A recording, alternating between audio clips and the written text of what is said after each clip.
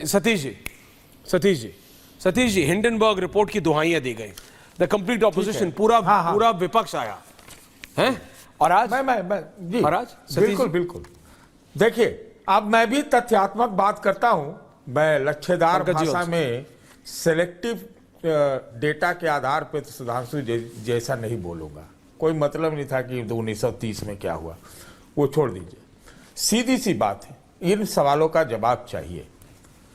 क्या अमेरिका के कोर्ट से कोई एक ऑर्डर आया या जो फरमान आता है आया या नहीं आया? कोर्ट से, हिंडनबर्ग से कोई लेना देना नहीं था उसका। नंबर 2, जब सरकार रहती है उस दौरान कुछ गड़बड़ियां का आरोप लगता है तो कई दफा इतिहास में ऐसा हुआ है, बीजेपी के चलते जेपीसी बनी है। अगर आप जेपीसी बनी है भाई, सुनिए बात सुनिए, तो जेपीसी बनी तो आप भी बना देते और ठीक कहा भदौरिया जी बनी थी कि आप में अगर अपनी ताकत थी तो उन सबको रस्सा उनके डाणे में बांध के लाते यहां पर, सोरोस को और क्या नाम है जो भी हिंडनबर्ग वाला है उसको पकड़ के। मैं नहीं कहता कि एक साजिश नहीं हो सकती, हो सकता है, लेकिन जिस प्रकार से एक हिंदुस्तान की कंपनी, सिर्फ एक हिंदुस्तान की कंपनी पर इतना बड़ा रिपोर्ट आया, इससे लगा कि जैसे स्तब्ध हो गए सब के सब। बहुत डिफेंस में क्या किया, हमको तो लगता भारत सरकार ने ही कहा ना, ये देश के ऊपर हमला अडानी ने कहा, और अडानी के लिए भाजपा जिस चौड़े होकर खड़ी हुई तो सवाल खड़े हो जाते हैं, पहली बात। दूसरी बात, एक और चीज मैं कहना चाहता हूं, मैं कहता ही नहीं कह रहा हूं कि ये साजिश नहीं हो सकती, लेकिन आप तो घर के अंदर शेर क्या सवा शेर हैं, बाहर में आप क्यों नहीं? क्या आपने किया इसके लिए? देश का आपने 11 लाख करोड़, फिर आप पर आरोप ये भी लगेगा राजनीतिक भाषा में कि आपने डुबा दिया, लेकिन वो देश के, मेरे कहने का मतलब यह है कि ये देश के लोगों के इन्वेस्टर का ही नहीं डूबा, ये डूबा भी तो भाई एक कंपनी का भी डूबा, और एक ही कंपनी पर ये क्यों आरोप लगे, ये एक सवाल होता है। देश में भी इधर उधर की जांच हुई, सेबी पर सवाल उठाया। मैं नहीं कहता कि जो सवाल उठते वो सब सही है, लेकिन आपको जो है दूध की तरह साफ होना पड़ता है। ये एक इसमें बहुत बड़ा महत्वपूर्ण विषय है। और सही बात है कि अगर कोई बढ़ना चाहता है तो उसको रोकने वाले लोग होते हैं, इसमें कहीं से कोई शक नहीं। तो आप कहेंगे कि विपक्ष के चलते कुछ हम नहीं कर पाए, विपक्ष की तो आपने कहीं का नहीं छोड़ा है, विपक्ष को तो आपने कहीं का नहीं छोड़ा है, तो फिर यहां पर आप विपक्ष आपके ऊपर आपको कुछ कार्रवाई से रोक देता है, आपको अपना फौलाद दिखाने से रोक देता है, ये कौन सा तर्क है? ये कोई तर्क नहीं है। सुधांशु जी, पंकज जी आ रहा हूं, अजय जी आ रहा हूं। दूध जैसा क्लीन हो जाइए। सतीश जी, ओके, आपने मृत्युंजय जी और सुनो।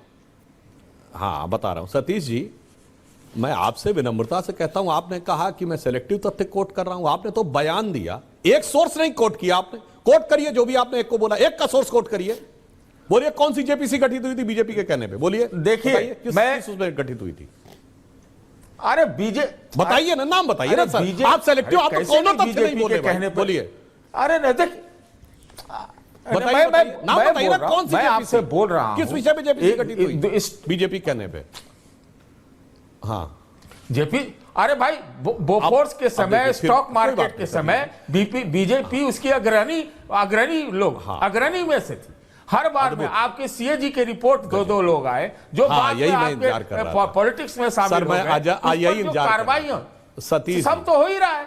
सतीश तो आप भी कर देते ना, छोड़िए मेरा फैक्ट गलत है। सतीश जी आप सुनिए, अरे अब सुनिए, अरे छोड़िए, काहे बात तो सुनिए, काहे आप उत्तेजित हो रहे हैं भाई?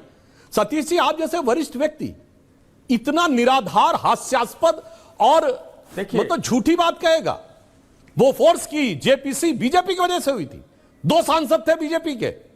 और सुनिए, हमने आरोप नहीं लगाया था, कांग्रेस पार्टी की सरकार के फाइनेंस मिनिस्टर विश्वनाथ प्रताप सिंह ने आरोप लगाया था, और यह कह के वो सरकार से बाहर आए थे। और वो आरोप भी कैसे लगाया था? फाइनेंस मिनिस्ट्री ने भारत के शेयर मार्केट में राजीव गांधी के समय होने वाले घोटाले के लिए एक एजेंसी हायर की थी जिसका नाम था फेयरफैक्स। आप तो और पंकज जी जैसे वरिष्ठ पत्रकार यदि ये बात नहीं जानते मैं नहीं मान सकता। इसका मतलब सरासर झूठ बोल रहे हैं यहां बैठकर। उस फेयरफैक्स एजेंसी ने कुछ संदिग्ध अकाउंट्स में ट्रांजैक्शन पाया।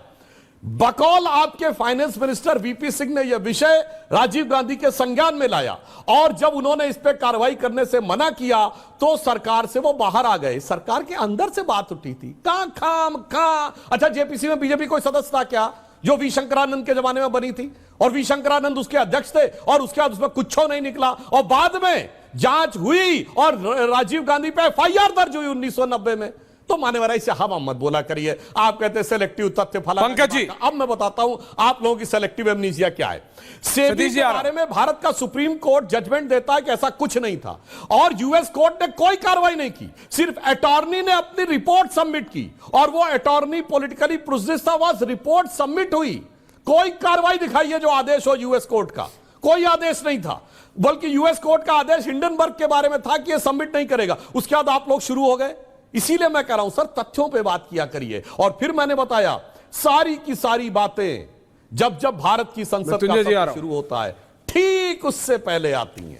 ठीक एक दिन पहले पेगासस की रिपोर्ट की डेट आपको याद जुलाई 18 जुलाई, संसद का सत्र 19 जुलाई, मणिपुर का वीडियो 19 जुलाई 2023 में और संसद का सत्र 20 जुलाई। और सुनिए किसानों वाली रिपोर्ट 3 फरवरी 2021, संसद का सत्र 31 जनवरी 2021। ये तो हम पार्लियामेंट में बता चुके हैं साहब। सब दिखाई पड़ रहा है कि विदेश की कौन सी शक्तियां थी। अगर अंदर वाले न मिले होते तो ये भी नहीं हो पाता। और भारत सरकार की मजबूती थी कि लाख कोशिश करके भी जॉर्ज सोरोस जो ब्रिटेन में करने में सफल हुए, जो साउथ एशियन शेयर मार्केट यानी जापान और सिंगापुर में करने में सफल हुए, वो भारत में